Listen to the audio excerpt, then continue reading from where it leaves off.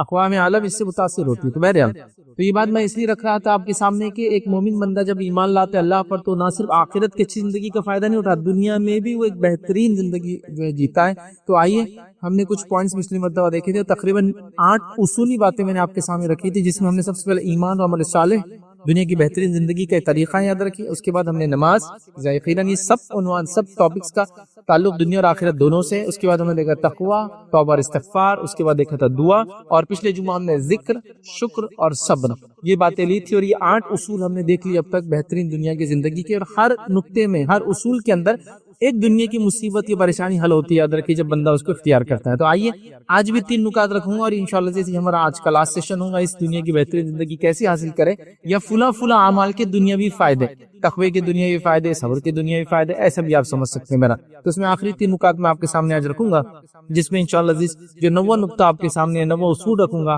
جس کی وجہ سے ایک مومن بندہ دنیا کی بہترین زندگی پاتا اور آخرت میں کامیابی پاتا ہے، یاد رکھیے۔ اور یہ نقطہ خاص طور سے ان کے لیے زیادہ مفید ہے جس میں دشمن جن لوگوں پر سوار ہو، شرارت پسند لوگ آپ کے خلاف شرارتیں کر رہے ہو، یا پھر لوگ آپ کے خلاف ہتھ کنڈے چل رہے ہو، چالے چل رہے ہو، جس سے آپ خوف زدہ ہیں، آپ پریشان ہیں، تو پھر کیسے اس سے نکلے؟ چونکہ ظاہر سی بات ہے خوف زدہ انسان دنیا کی اچھی زندگی نہیں پا سکتا ہے۔ ایک پریشان کن انسان کو ہم یہ نہیں کہہ سکتے کہ دنیا کی اچھی زندگی جی رہا ہے، حالانکہ اس کے پاس دولت، روپیہ، اولاد سب کچھ ہو، لیکن وہ دل سے اگر پریشان ہے، اس کو ڈر ہے دشمن کا، تو کیسے جیئیں گا؟ تو ظاہر سی بات ہے، تو یہ نقطہ یاد رکھیے، بڑا اہم نقطہ ہے کہ دنیا کی بہترین ایک اچھی زندگی حاصل کرنے کے لیے جس میں امن، امان، دشمن کا ڈر انسان کو نہ ہو، کسی کی چالوں سے وہ نہ ڈرتا ہو، اور وہ نقطہ یاد رکھیے اللہ پر توکل۔ اور اسی نقطے کا تعلق انسان کے رزق سے بھی ہے۔ میں دونوں باتیں انشاءاللہ، ویسے توکل کے کئی فائدے ہیں تو میں لیکن آج صرف 2 رکھوں گا، کیونکہ دنیا کی اچھی زندگی ہم لے رہے ٹاپک وہ ہے کہ امن و امان والی زندگی، اور دوسرا اچھا رزق ملے گا اگر انسان اللہ پر ویسا توکل کرے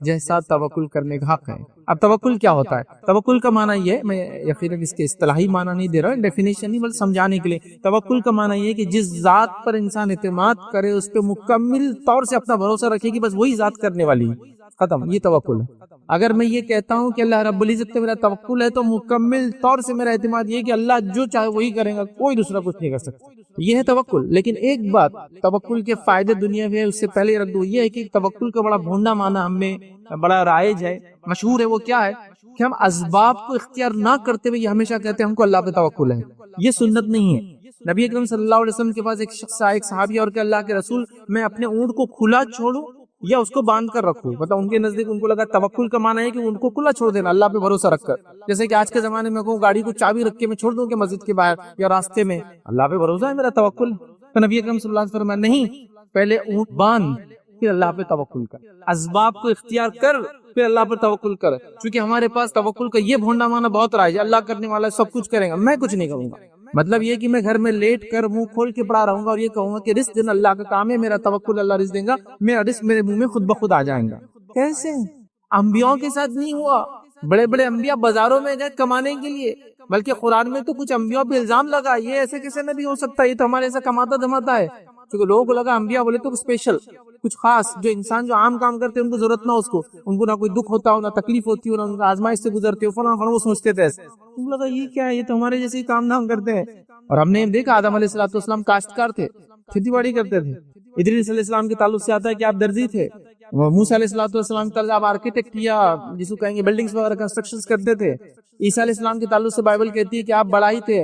کارپینٹر تھے۔ نبی اکرم صلی اللہ علیہ وسلم پہلے مرحلے میں زندگی کے چرواہے تھے، اس کے بعد تاجر تھے، اس کے بعد ایک بڑے تاجر تھے۔ یہ سب ہم نے دیکھا نا، تو یہ اسباب نہیں تو کیا ہے؟ تو توکل کا یہ بھونڈا معنی کوئی نہیں کہ میں کچھ نہیں کروں گا اور اللہ مجھے دے دیں گے، یہ نہیں، میں جو میرے پاس اسباب ہے ان کو اختیار کروں گا، میرا توکل پورا اللہ پہ ہے کہ اللہ اس کے ذریعے نہیں، اللہ دینے والا ہے، لیکن جو اسباب ہے جو اللہ نے حکم دیا اپنے نبی کے ذریعے میں اسباب کو اختیار کروں گا۔ اللہ رب العزت کو معجزہ دکھانا ہے۔ معجزے کیا ہوتے ہیں؟ یہ کسی فزیکل لاز کو نہیں مانتے ہیں، یہ ہر فزیکل لاز کو ڈیفائی کر دیتے ہیں، اس کے خلاف جاتے ہیں معجزے۔ جیسے کہ ایک لکڑی کا سانپ بن جانا، ایک نان لیونگ تھنگ کا لیونگ تھنگ موجود میں آنا ناممکن ہے، یہ کسی فزیکل لا طبعی قوانین کے خلاف ہے، اس کو بولتے ہیں معجزہ۔ لیکن ان معجزوں کو بھی اللہ رب العزت سیدھے نہیں کرتا ہے، انبیاءوں سے کہتا ہے پہلے جو اسباب ہے اس کو اختیار کرو۔ نبی اکرم صلی اللہ علیہ وسلم ایک جنگ کے اندر ہے، آپ نے کہا کہ پانی کا پہلا جو بھی ذریعہ ملے گا، چشمہ، کوئی اس میں ہاتھ نہیں ڈالیں گے جب تک میں نہیں پہنچوں گا۔ اس کے بعد نبی اکرم صلی اللہ علیہ وسلم جاتے ہیں،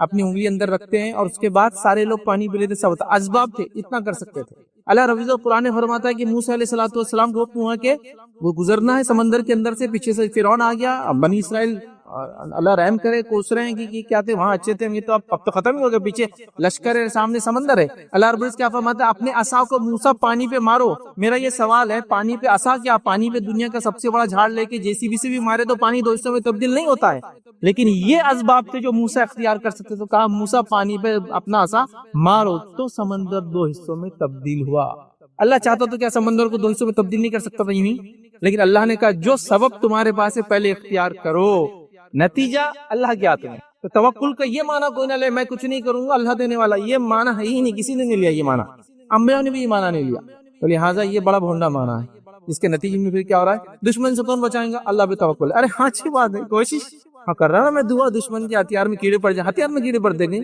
پاگل بات ہے۔ یہ چل رہا ہے توکل ہمارے پاس، یہ معنی نہیں تھا نبی اکرم صلی اللہ علیہ وسلم کی زندگی اس کی الٹ ہے پوری، یاد رکھیں۔ بہرحال خیر ابھی موقع نہیں کہ پورا توکل پہ ہم ڈسکشن کریں، تو بہرحال جس ذات پہ میں نے توکل کا یقین کیا ہے بس اس پر مکمل یقین رکھوں گا اور اس کے لیے اسباب اختیار کروں گا، جو کچھ ہے نتیجہ اللہ دیں گا، اثر اللہ دیں گا، اسباب میں بیماروں دوا لوں گا، دوا شفا نہیں دیتی ہے لیکن شفا اللہ دیتا ہے، لیکن اسباب اختیار کروں گا، اللہ کے رسول نے دوا لی ہے، اختیار تو کروں گا، لیکن توکل یہ ہے کہ اللہ ہی اس میں وہ کرتا ہے، اور نہ کوئی چیز کے اندر کوئی صلاحیت نہیں کہ وہ کچھ فائدہ ہے نقصان آپ کو دے سکے۔ بہرحال ٹھیک ہے، آئیے اللہ رب العزت قرآن میں کیا فرماتا ہے، سورہ توبہ سورہ نمبر 9 آیت نمبر 51 اللہ فرماتا اور کہتا ہے قُل لَن يُصِيبَنَا إِلَّا مَا كَتَبَ اللَّهُ لَنَا هُوَ مَوْلَانَا وَعَلَى اللَّهِ فَلْيَتَوَكَّلِ الْمُؤْمِنُونَ۔ اللہ فرماتا اور کہتا ہے آپ کہہ دیجئے کہ ہم پر کوئی مصیبت نہیں آ سکتی سوائے جو اللہ چاہے،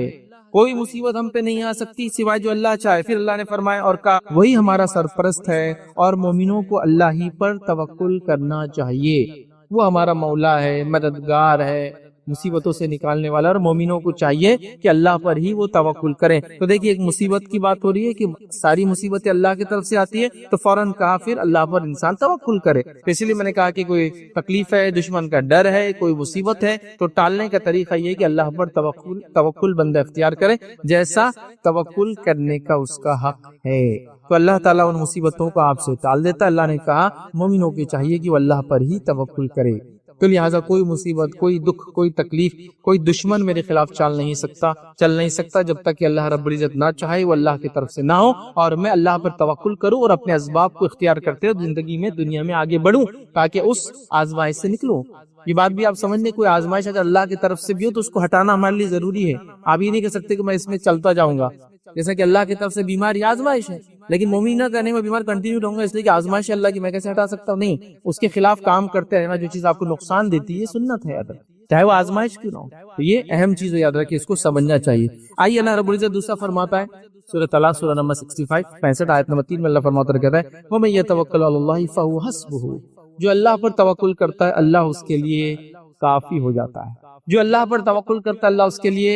کافی ہو جاتا ہے۔ تو ہمیں چاہیے اللہ پر ہم توکل کریں، اللہ رب العزت انشاءاللہ اس میرے اور آپ کے لیے کافی ہو جائیں گا، دشمنوں کے خلاف، بیماری کے خلاف، مشکلوں کے خلاف، رزق کی تنگیوں کے خلاف اللہ کافی ہو جائیں گے۔ بس میں اپنی کوششیں کرتی ہوں اللہ پہ بھروسہ کرتے ہوئے، یہ بڑی اہم بات ہے، یاد رکھیے۔ آئیے نبی اکرم صلی اللہ علیہ وسلم نے ڈر کے اندر یا خوف کے ماحول میں کیسا اللہ پر توکل کیا۔ صحیح بخاری کی روایت ہے، نبی اکرم صلی اللہ علیہ وسلم ایک واقعہ ہونے کے بعد صحابہ کو واقعہ سنا رہے ہیں۔ اب واقعہ بڑا لمبا ہے کہ نبی اکرم صلی اللہ علیہ وسلم ایک جنگ کے اندر تھے، وہاں سے آ رہے تھے، صحابہ آرام کرنے کے لیے لیٹے، اللہ کے رسول ایک طرف چلے گئے، صحابہ ایک طرف چلے گئے، نبی اکرم صلی اللہ علیہ وسلم کی تلوار نکال کے جھاڑ پہ لگا دی، اب آرام کر رہے تھے، ایک شخص آیا اور اس نے نبی اکرم صلی اللہ علیہ وسلم کی تلوار نکال لی میان میں سے، اور اللہ کے رسول صلی اللہ علیہ وسلم کے سر پہ کھڑا ہو گیا، اور کھڑا ہو کے یہ الفاظ کہا جو اللہ کے رسول نے بعد میں صحابہ کو سنایا کہ اس شخص نے میرے ساتھ ایسا کیا تھا، اور ابھی وہ شخص دیکھو یہاں بیٹھا ہے کیونکہ بعد میں ایمان لا لیا تھا، تو کہ بیٹھا ہے اس نے یہ کیا تھا، کیا کیا اس شخص نے، تلوار نکالی اور کہا، اس نے کہا کہ اب تمہیں مجھ سے کون بچا سکتا ہے محمد۔ وہ ایک مومن نہیں تھا، کافر تھا، اور وہ طاق میں تھا، اور نبی اکرم صلی اللہ علیہ وسلم شاید بہت دیر سے پیچھے تھا، اب اس کو لگا کہ موقع ہے، آپ صلی اللہ علیہ وسلم پہ اٹیک کر سکتا ہے وہ۔ نبی اکرم صلی اللہ علیہ وسلم نے جب آنکھ کھولی، سوئے وہ آدمی گھبرایا تھا، ڈر جاتا ہے، دشمن سامنے کھڑا ہے، تو نبی اکرم صلی اللہ علیہ وسلم اس نے کہا کہ تم کو مجھ سے کون بچائیں گا، تو آپ نے کہا کہ اللہ کے رسول فرمایا، میں نے اس سے کہا جو صحابہ کو قصہ سنا رہے ہیں کہ اللہ تعالیٰ بچائیں گا۔ سمپل سادی بات، اللہ پہ توکل اسی کو کہتے ہیں، چونکہ آپ کچھ بھی نہیں کہہ سکتا نا، آدمی دیکھیے اب ایسے اسٹیٹ میں ہے کہ دشمن سر پہ تلوار لے کے کھڑا ہے، اسباب اختیار کرنے کا ٹائم میں نہیں، چونکہ آپ نیند میں سے اٹھتے ہیں نا تو آپ کے ہاتھ پر ایک طرح سے شل رہتے ہیں، اتنا اس میں رفتار نہیں ہوتی ہے، سستی ہوتی ہے، اچانک آپ ایکشن نہیں لے سکتا ہے، اب کوئی کھڑا ہو جائے اور تلوار ہے، دیکھیے اس کا اپر ہینڈ ہے، جس کا معنی یہ کہ وہ اٹیک کر سکتا ہے، تو آپ نے سمپل کہا اللہ، کہا کہ تمہیں محمد مجھ سے کون بچائیں گا؟ آپ نے فرمایا اللہ۔ اس نے پھر کہا کہ آج تم کو مجھ سے کون بچائیں گا؟ پھر سوال کر رہا ہو۔ نبی اکرم صلی اللہ علیہ وسلم نے کہا اللہ۔ اس کے بعد اس کے ہاتھ سے تلوار گر گئی اور وہ ایک طرف جا کر بیٹھ گیا۔ پھر اللہ کے رسول نے قصہ صحابہ کو سنا اور کہا وہ دیکھو بیٹھا ہوا ہے وہ جو ابھی یہ کہہ رہا تھا۔ مطلب نبی اکرم صلی اللہ علیہ وسلم کے توکل کو دیکھ کر وہ پست ہو گیا، یار یہ آدمی ڈر نہیں رہا، میں اس پہ اٹیک کرنا، اس کو مارنا چاہ رہا ہوں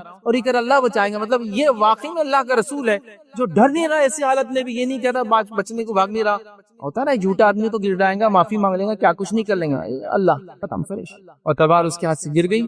اور اس کے بعد وہ سائیڈ میں جا کر بیٹھ گیا۔ کچھ روایتوں میں اور بھی الفاظ ہے کہ اللہ کے رسول نے تلوار اٹھائی، پھر اس سے کہا بہرحال، لیکن اس واقعے کے اندر صحیح بخاری میں اس پہ معاملہ ختم ہوا اور وہ بازو جا کر بیٹھ گیا۔ تو دشمن کے ڈر سے اللہ کے رسول نے توکل کیا اس کا۔ آئیے توکل کا جو میں نے دوسرا کہا تھا، رزق سے بھی اس کا گہرا تعلق ہے، وہ اس طرح سے یاد رکھیے کہ انسان رزق کے لیے بڑی جدوجہد کرتا ہے، لیکن اللہ پہ توکل کرنے کے اندر رزق چھپا ہے۔ اللہ پہ بھروسہ کریں گا تو انسان رزق اس کو ملے گا اندر۔ اور یہ بات صرف اس کے لیے نہیں جو رزق کماتا ہے، جو نہیں بھی کماتا ہے اس کا کام بھی رزق کے لیے اللہ پہ توکل کرے۔ ایسا عورتیں ہوتی کمانے دھمانے نہیں جاتی ہے نا، لیکن اس کا معنی یہ نہیں ہے وہ توکل کریں گے اللہ پر، اپنے بچوں کو توکل سکھائیں گے، اپنے ہسبینڈ اپنے شوہر کو توکل سکھائیں گے، پوری فیملی مل کے توکل کریں گی۔ توکل کا ثمرہ یہ ہوگا کہ ان کو رزق ملے گا، یہ کوئی ضروری نہیں کہ وہ کماتا ہو یا نہیں کماتا ہو۔ تو بہرحال توکل کے تعلق سے جو واقعات ہے وہ اس طرح سے یاد رکھیے کہ نبی اکرم صلی اللہ علیہ وسلم فرماتے اور کہتے ہیں، حضرت عمر کو غالباً ایک روایت کے اندر اپنے یہ الفاظ کہتے وہ یہ ہے، اگر تم اس طرح سے اللہ پر توکل کرو جس طرح سے اس پر توکل کرنے کا حق ہے، اگر تم اللہ پر ویسا بھروسہ کرو جیسا اس سے بھروسہ کرنے کا حق ہے، تو تم کو وہ ویسے ہی رزق دیں گا جیسے چڑیاؤں کو پرندوں کو رزق دیتا ہے، یہ خالی پیٹ اپنے گھونسلوں سے نکلتے ہیں اور بھر پیٹ سامنے گھونسلوں میں واپس آتے ہیں۔ اگر تم اللہ پر توکل کرو ویسا جیسے توکل کرنے کا حق ہے تو اللہ ویسے ہی تم کو روزی دیں گا جیسے پرندوں کو روزی دیتا ہے کہ وہ بھوکے پیٹ گھر سے نکلتے اور بھر پیٹ واپس آتے ہیں۔ اس حدیث کے اندر خود یہ بتا دیا گیا توکل کے اندر کوشش شامل ہے۔ پرندے گھونسلوں میں بیٹھ کر منہ کھول کر اللہ پہ توکل نہیں کرتے، گھونسلوں سے نکلتے ہیں اور بھر پیٹ آتے ہیں۔ لیکن حدیث کے اندر یہ آ گیا توکل میں کوشش شامل ہے، مطلب گھر سے نکلو، اللہ تعالیٰ کا ذمہ ہے تمہیں رزق دینے کا، اور جب تک اپنے رزق کا آخری نوالا میں نہیں کھاؤں گا، میری قضا میری تقدیر مجھ پہ غالب نہیں آئیں گی، موت مجھ پہ نہیں آئیں گی، وہ آخری لقمہ مجھے ڈھونڈتے ہوئے آتا ہے، پھر اس کے بعد ہی میں مروں گا۔ سمجھ رہے آپ؟ تو لہٰذا کوشش مجھے کرنا ہے، کیونکہ مجھے معلوم نہیں میری تقدیر میں کیا ہے، میں کوشش کر رہا ہوں۔ تو پرندے بھوکے نکلتے ہیں، بھر پیٹ آتے ہیں۔ صحابہ آئے مکہ سے ہجرت کر کے مدینہ، صبح نکل رہے تجارت کے لیے، شام اپنی رزق لا رہے، حالانکہ انصار چاہ رہے کہ اپنا دے ان کو، لیکن وہ کہہ رہے بھائی ضرورت نہیں دینے کی، ہم کوشش کرتے ہیں۔ توکل یہ ہے ادا، تو لہٰذا اللہ پہ توکل کرے تو دشمن کا ڈر بھی ختم ہو جائے گا انشاءاللہ، اور رزق کا جو مسئلہ ہے وہ بھی ختم ہو جائے گا، لیکن کوشش شامل ہے۔ معاملہ یہ ہے آج کل کہ میں اٹھ کے عصر میں جا کے بزنس کھولوں گا، پھر کہوں گا عشاء تک کوئی تجارت نہیں ہو رہی ہے، بزنس میں برکت نہیں آ رہی ہے، رزق میں تنگی ہو گئی ہے، شاید پڑوسی نے جادو کر دیا ہے، واہ واہ واہ واہ، کوئی جن بھوت میرے پیچھے لپٹ گیا، واہ واہ، مطلب جن بھوتوں کو کوئی دوسرا کام ہی نہیں، جادوگروں کو کوئی کام ہی نہیں۔ تو آج انشاءاللہ عزیز جو میرا ٹاپک ہوگا، جو میرا لیکچر کا عنوان ہوگا، وہ فجر کی نماز کے تعلق سے اس کی اہمیت یاد رکھیے اور اس کی فضائل کیا ہے۔ ویسے تو نماز جب لفظ آ گیا تو میں سمجھتا ہوں صلاۃ جس کو کہتے ہیں، یہ لفظ آ گیا تو یہ بات تو طے ہو گئی کہ یہ ایک فریضہ ہے، مطلب ہم لوگوں کو اس پر عمل کرنا ضروری ہے، یہ فرض یاد رکھیے۔ اور اس کے تعلق سے نماز، اس کی اہمیت کیا ہے، نماز کو چھوڑنے والا کون ہوتا ہے، نماز کو چھوڑنے والے کا انجام کیا ہوگا، میں سمجھتا ہوں یہ تمام چیزیں میں نے نماز کی اہمیت یہ ٹاپک کے اندر بہرحال رکھی تھی۔ آپ اس ٹاپک کو، اس مضمون کو، اس لیکچر کو دیکھ سکتے ہیں جس میں ہم نے تمام چیزیں دیکھی تھی کہ نماز کتنا اہم فریضہ ہے، اس کو ادا نہ کرنے والے کا شمار یاد رکھیے مشرکوں اور کافروں میں سے ہوتا ہے، یاد رکھیے اگر کوئی اس کو چھوڑ دے، اس کو ترک کر دے تو وہ کفر اختیار کر لیتا ہے۔ علماء کے کئی فتاوی سے موجود ہے کہ جو توحید اور نماز پہ نہ رہا تو اس کی دیگر عبادتیں بھی قبول نہیں ہوتی۔ تو انسان گویا روزہ رکھتا رہا، حج کرتے رہا، زکات دیتے رہا، یہ عمل بھی قبول نہیں ہوگا، اور لکھتے جب تک کہ وہ توحید پہ نہ تھا اور نماز ادا نہیں کرتا تھا۔ تو یہ بات بہت سمجھنے کی یاد رکھیں ہم کو۔ تو لہٰذا میں اس نماز کی اہمیت اس پر بات نہیں کروں گا۔ آج نماز میں سے ایک اہم نماز، ویسے تو نماز ہی فریضہ ہے، ساری اہم ہے، لیکن اس میں سے ایک اہم نماز جس کا ذکر بار بار آیا ہے، اور ویسے تو دو نمازیں ایسی جس کے بارے میں بہت زیادہ تاکیدیں آئی ہے، بہت زیادہ اس کے بارے میں کہا گیا، ایک فجر ہے اور دوسرا جو ہے عصر ہے، یاد رکھیں۔ یہ دو ایسی نمازیں جن کے بارے میں تاکید آتی ہے، دو ٹھنڈی نمازیں پڑھنے والوں کی یہ فضیلت ہے، یہ اگر کر لے تو یہ فائدہ ہوگا، یہ دو نمازوں کا ادا نہ کرنے والے کا یہ انجام ہوگا، ایسا اس کو پڑھنے والے کے لیے جنت کی بشارت ہے، ان دو نمازوں کو چھوڑنے والے کے لیے جو ہے جہنم کی وعیدیں ہیں۔ تو یہ دو نمازیں بڑی اہم ہیں، لیکن اس کا ہرگز یہ معنی نہیں کہ یہ دو نمازیں انسان کو پڑھنا ہے، بلکہ یہ وہ نمازیں جس کے اندر عموماً یہ دیکھا جاتا ہے کہ لوگوں کی کمزوری تھی کہ وہ اس کو چھوڑ دیا کرتے تھے. اس لیے کہ عرب کے اگر علاقے میں آپ دیکھیں تو صبح ایک تو نیند کی وجہ سے، اور عصر کا ٹائم جو ہوتا تھا یاد رکھیے بس یہ دھوپ ختم ہوتی تھی اور دھوپ مطلب ٹھنڈک کی طرف جاتا تھا، تو اس وقت لوگ آرام کرتے تھے. عموماً ہمارے پاس اس سماج میں لوگ اس وقت جنرلی عام طور سے آرام نہیں کرتے، لیکن وہ آرام جس میں وہ نیند میں وہ نماز چلی جاتی تھی، یہ آرام کے اندر نماز چھوٹ جاتی ہے، تو اس کی خاص تاکید کی گئی، اس کے بارے میں خاص بتایا گیا، اس کی اہمیت خاص بتائی گئی، اس کی فضیلتیں بتائی گئی. اور یہ دو نمازیں میں سمجھتا ہوں اتنی اہم ہے جس کی کوئی انتہا نہیں. ابھی وقت نہیں ہے کہ ان تمام نمازوں کے بارے میں یا خاص طور سے ان دو نمازوں کے بارے میں رکھوں، لیکن یہ بات تو طے ہے وہ دو نمازیں جس وقت فرشتوں کی شفٹ چینج ہوتی ہے، جو فرشتے آ کے نام اعمال لکھتے ہیں ان کی شفٹ چینج ہوتی ہے، تو یہ دو وقت ہیں جس میں وہ چینج کرتے ہیں ڈیلی روٹین بیسس پر. ایک عصر ہے اور دوسرا فجر ہے. ویکلی بیسس پر جمعرات ہے اور پیر کا دن ہے جب فرشتوں کی شفٹ چینج ہوتی ہے، یاد رکھیں. ٹھیک، تو لہٰذا یہ وہ دو وقت ہے جس میں فرشتے بدلتے ہیں، اور اس وقت اگر انسان نماز میں ہوتا ہے تو رب العزت کو رپورٹ کرتے ہیں کہ بندہ نماز میں ہے. اسی لیے نبی اکرم صلی اللہ علیہ وسلم نے نمازوں کی اہمیت بتائی. اسی طرح آپ صلی اللہ علیہ وسلم پیر اور جمعرات کا روزہ رکھا کرتے تاکہ جب نام اعمال ویکلی بیسس پہ جو دو ٹائم جاتے جائے تو روزے کی حالت میں رہے. ٹھیک ہے، تو لہٰذا فجر کی نماز یہ بڑی اہم نماز ہے، یاد رکھیں. اور فجر کی نماز کی اہمیت ہم کو اس لیے بھی سمجھنا ہے کہ جس سماج میں ہم رہتے ہیں اس سماج کی کیفیت اور حالت یہ ہے کہ ہم دن بھر جانوروں کی زندگی گزارتے ہیں اور تھک جاتے ہیں، اور رات میں پھر پوری تھکان کو اتارنے کا اتنا لمبا ہم بس پروسیس ہے کہ وہ رات کی تھکان ہوتا ہے تو رات میں دیر سے سونا، دن بھر کام کر کر کے تھک جانا، رات میں پھر دیر سے سونا اور صبح پھر سوتے رہنا، اور اس کے سورج نکلنے کے بعد پھر اٹھ کر جو اپنے کام کاج کو ہم شروع کرتے ہیں. اور فجر کی نماز کو عموماً یہ دیکھا جاتا ہے، میں کسی پر بھی الزام نہیں لگا رہا ہوں، لیکن عموماً یہ دیکھا جاتا ہے مسجدوں کے حال سے، گھروں کے حال سے، محلوں کے حال سے اس کا بالکل پورا اندازہ ہے کہ اس نماز کو سب سے کم پڑھا جاتا ہے. مطلب نمازیں دیگر جتنی بھی پڑھی جاتی ہے اس میں سب سے کم جس نماز کو پڑھا جاتا ہے وہ فجر ہے، جبکہ اس کو پڑھنا انتہائی ضروری ہے، بے انتہا ضروری ہے، مطلب بہت زیادہ اہمیت کی حامل ہے. ساری نمازیں ہیں لیکن چونکہ یہ نیند کا وقت ہوتا ہے، غفلت میں یہ چیز، یہ نماز عام طور سے دیکھا جاتا ہے چھوٹ جاتی ہے. ہمارے سماج میں عموماً فجر کی نماز سب سے کم اور مغرب کی نماز سب سے زیادہ پڑھی جاتی ہے، لیکن اس کا ہرگز معنی نہیں ہے کہ 99% مغرب کی پڑھتے ہیں تو فجر کی 50% مطلب کم زیادہ، ایسا نہیں ہے. اس کی حالت یہ ہے کہ چند فیصد میں کہہ سکتا ہوں وہ فجر کی پڑھتے ہیں تو ایک 20-25-50% مشکل سے بہت مشکل، الگ الگ علاقوں میں الگ الگ تعداد ہے، لیکن ہو سکتا ہے مغرب پڑھتے ہوں گے. آپ سمجھ رہے بات؟ تو یہ ہماری حالت ہے، یہ ہماری کیفیت ہے نمازوں کے بارے میں. تو خاص طور سے فجر کی نماز، اور فجر کی نماز اس لیے بھی اہم ہے کہ اگر فجر کی نماز کو ہم پڑھنا شروع کر دیں، یاد رکھیں، تو دیگر ساری نمازیں ہم پر آسان ہو جائیں گی. اس لیے کہ اگر مشکل کے اعتبار سے دیکھا جائے تو سب سے مشکل یہی نماز ہوتی ہے، کیونکہ صبح اٹھنا اور پھر پڑھنا، اور جس سسٹم میں ہم رہتے ہیں، جس طرح کے ہم کام کرتے ہیں، جس طرح کا سسٹم ہمارے پاس شادی بیاہ، راتوں میں جاگنے کا، پڑھائی کرنے کا دنیا میں بن چکا ہے، جس کے نتیجے میں ہوتا ہے کہ اس سب کا خمیازہ جس کو بھگتنا پڑتا ہے وہ ہمارے فرائض ہے، اور خاص طور سے اس میں فجر کی نماز کو اس کا خمیازہ بھگتنا پڑتا ہے. یاد رکھیے، تو ہمارے معاشرے کے اندر یاد رکھیے اس نماز کو بہت کم پڑھا جاتا ہے. یہ نماز بڑی اہم ہے، میں کہوں گا اس کا ہم اہتمام کریں، اس کو ہم پڑھا کریں، یاد رکھیے، اس لیے کہ یہ ایک تو فریضہ ہے، اور اس کے بعد یہ ایک ایسا فریضہ ہے اور ایسے وقت میں اس کو ادا کیا جاتا ہے، جو اس کا پابند ہو جاتا ہے، جو اس کا عادی ہو جاتا ہے، اس کے لیے باقی چیزیں، باقی عبادتیں کرنا، باقی نمازیں ادا کرنا بہت آسان ہو جاتا ہے. یاد رکھیے اس بات کو آپ آزما کے دیکھیں کہ جس کے لیے فجر آسان ہوگی اس کے لیے دیگر نمازیں بھی آسان ہو جاتی ہے. اگر یہ مشکل ہو گئی تو پورا دن بھی مشکل ہے اور باقی نمازیں بڑی مشکل سے انسان ادا کر پاتا ہے. یاد رکھیے، کیونکہ یہ سب سے تکلیف دہ وقت ہوتا ہے انسان کے لیے، اٹھنا، نیند کو وہ کرنا، اور یہ بڑی اہم چیز ہے. یاد رکھیے، اور یہ بڑی اہم چیز ہے. لوگ بار بار جو ہے چیزیں سامنے لاتے ہیں، حالات امت مسلمہ پہ یوں گزر رہے ہیں، دیگر بہت ساری باتیں بہرحال کی جاتی ہے. حالات کے پیش نظر ہم کو یہ تیاری کرنا چاہیے، تعلیم اعتبار سے یہاں تک بڑھنا چاہیے، معاشی اعتبار سے اکنامیکلی یہاں تک ڈیولپمنٹ کرنا چاہیے، اسی طرح جو ہے سیاسی اعتبار سے پولیٹیکلی ہم کو یہاں تک پہنچنا چاہیے، اسی طرح اقتصادیات کے اعتبار سے ہم کو یہاں تک پہنچنا چاہیے تو ہم کامیاب ہو جائیں گے. اور پتہ نہیں دیگر کتنے اس میں چیزیں ہیں جس کے بارے میں جس کو وجہ بتائی جاتی ہے ہمارے زوال کی، اور ہم کو وہاں تک پہنچنے کے لیے یہ سب کام کرنا ہے. اور ہم کو حکومت کو، ہم کو قوموں کو، ہم کو زمانے کو یہ بتانا ہے کہ ہم قوم جاگی ہوئی قوم ہیں، ہم سوتے ہوئے لوگ نہیں ہیں، ہم لوگ اپنے حق کے لیے لڑ سکتے ہیں، ہم بھی فلاں ہیں، ہم بھی کسی زمانے میں یہاں کے حاکم تھے، اور یہ ساری باتیں ہیں. لیکن ان تمام چیزوں کے لیے جو بھی آپ سبب، جو بھی وجوہات بتاتے ہیں، میں نے ہمیشہ ہر بار یہ حل دینے کی کوشش کی. یاد رکھیے کہ آپ تمام چیزوں کو ایک طرف جانے دیجیے. اگر خالی مسلمان توحید پر آ جائے، میں نے اس سے پہلے بھی کئی بار کہا آپ نے، لیکن لوگ بولتے نہیں یہ سب چیزیں چھوڑ کر دوسری باتیں کرو، تھوڑے جوشیلے تو مزہ آئیں گا۔ اگر توحید پہ ہم جمع ہو جائے اور ساری امت مل کے اگر نمازیں ادا کرنے لگے اور صرف فجر کے اندر ہی اٹھ جائے تو یہ قوموں کے لیے، حکومتوں کے لیے کھلا اعلان ہوگا کہ بھائی قوم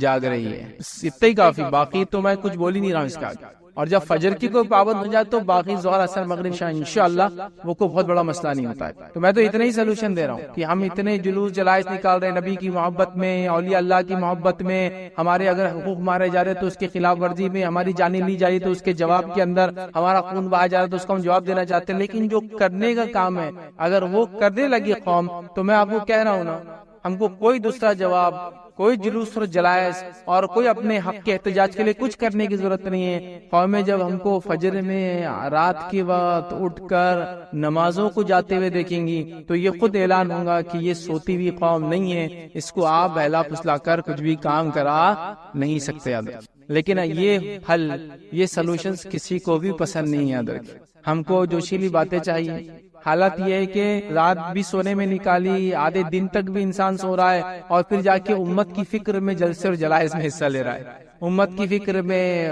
پتہ نہیں مناظروں میں حصہ لے، امت کی فکر میں فلاں کر رہا ہے، نمازیں دھڑلے سے جاری ہے، شرک کا اپنے عروج پر ہے، اور ہم بات کر رہے ہیں اللہ کی مدد اور نصرت ہم پہ کیوں نہیں آتی ہے۔ تو بھائی اصل چیز کی طرف جانا پڑے گا، اصل چیز کی طرف پہنچ جائے۔ میں یہ نہیں کہہ رہا ہوں کہ ہمیں تعلیم میں آگے نہیں بڑھنا، میں یہ نہیں کہہ رہا ہوں ہم کو سیاست میں آگے نہیں بڑھنا، میں یہ نہیں کہہ رہا ہوں کہ آپ کو معیشت اور اقتصادیات میں آگے نہیں بڑھنا، آپ کو سب میں آگے بڑھنا ہے، لیکن اصل چیز یہ ہے کہ جب آپ توحید میں آگے بڑھ جائیں گے اور نماز میں آگے بڑھ جائیں گے تو دنیا میں ہم آگے ہی آگے رہیں گے، یہ بات ایک دم اصولی ہے۔ اور اگر آپ یہ دو چیزیں پیچھے ہو جائے تو پھر آپ دنیا کے اندر پیچھے رہنا چاہے باقی تمام علوم اور فن کے اندر آگے کیوں نہ ہو جائے، آپ آگے نہیں بڑھ سکتے۔ یہ بات بالکل شیور ہے، یہ بات بالکل طے ہے، چونکہ امت مسلمہ کا عروج صرف توحید کی بنیاد پہ ہوا تھا اور اس کا زوال شرک کی وجہ سے ہی ہوا۔ یاد رکھیے، کہیں بھی کبھی بھی کسی بھی حال میں، اور جب توحید کمزور ہوتی ہے تو نماز خود کمزور ہو جاتی ہے، اور دیگر اعمال پھر اس کے بعد نماز کمزور ہو گئی تو خود ہو جاتے ہیں، تو وہ سب ایک دوسرے سے سب کا تعلق ہے۔ تو ہم چاہ رہے باقی ساری چیزوں کو مضبوط کر لے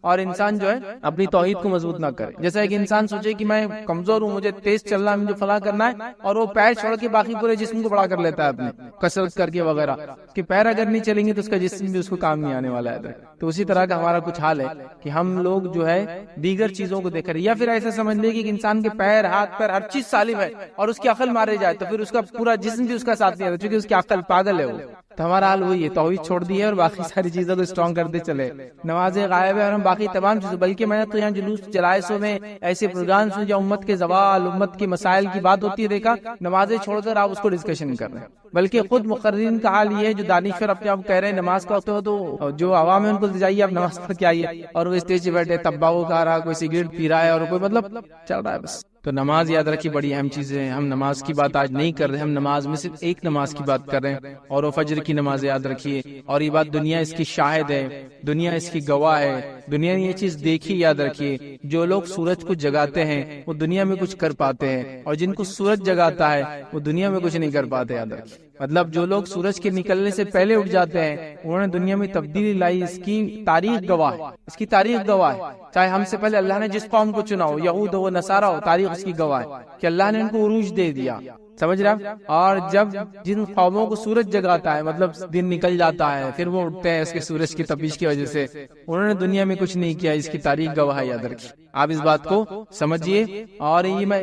دینی اعتبار سے بھی کہہ رہا ہوں اور دنیاوی اعتبار سے بھی کہہ رہا ہوں، اس لیے کہ آپ دیکھیے ان قوموں کو جو دینی اعتبار سے بے دین ہے لیکن اگر وہ صبح جاگنے کی عادی ہے تو وہ کامیاب ہے، صرف صبح جاگنے کی اگر عادی ہے، صحت کے اعتبار سے کامیاب ہے، روزی کے اعتبار سے کامیاب ہے، آپ دیکھیے ان کی زندگیاں معاملات کے اعتبار سے کامیاب ہیں، اس لیے کہ دیکھیے ایک آدمی صبح اٹھتا ہے، جلدی اٹھا، اس نے فجر پڑھا، اس کے اہل خانہ بھی اٹھے، انہوں نے فجر پڑھی، پھر فجر کے بعد آیا، چونکہ جلدی رات میں سونے کا عادی، ظاہر سی بات ہے، پھر وہ صبح آئیں گا تو اس کے آفس جانے تک، اسکول جانے تک، کالج جانے تک، بزنس پوائنٹ پہ جانے تک اس کے پاس کم از کم 9 بجے کے بعد یہ سب چیزیں چالو ہو رہی. تو اگر وہ فجر پڑھ رہا ہے 6 بجے تو اس کے بعد 3 گھنٹے جو اپنے اہل خانہ اپنے بیوی بچوں کے ساتھ گزار سکتا ہے, ان کی تعلیم, ان کی تربیت, ان کو ایجوکیٹ, ان کے ہوم ورک کروا سکتا ہے, اپنے بزنس کی تیاری کر سکتا ہے, آفس جانے سے پہلے میٹنگ کی تیاری کر سکتا ہے, سارے اس کے پاس ٹائم ہے. اس کے بعد وہ آفس پہنچا. اب حال یہ ہے کہ انسان گرتے پڑتے 9 بجے کے آفس میں 9:30 بجے پہنچا, منہ سجا ہوا ہے, آنکھیں پھٹی ہوئی ہے, کچھ سمجھ میں نہیں آ رہا, عقل کام نہیں کر رہی, ہاتھ کانپ رہا, پیر کانپ رہے, چائے نہیں پی سکا, ٹوائلٹ برابر نہیں ہوا, دیر سے اٹھنے کی سب نتیجے.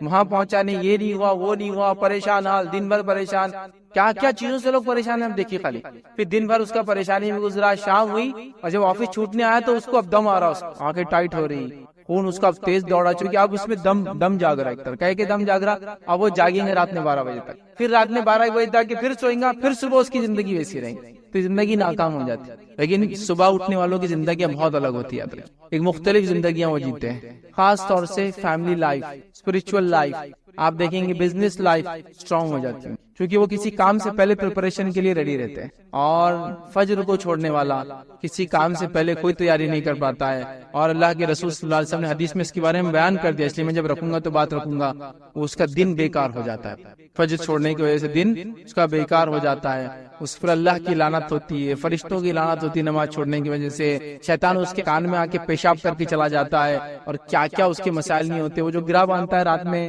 ہے نا, وہ 3 گرہ جیسی کی ویسی بند پڑی ہوئی رہتی ہے, تو اس کا پورا دن جو ہے بیکار ہو جاتا ہے. تو یہ بڑی اہم چیز ہے, فجر کی نماز بڑی اہم چیز ہے.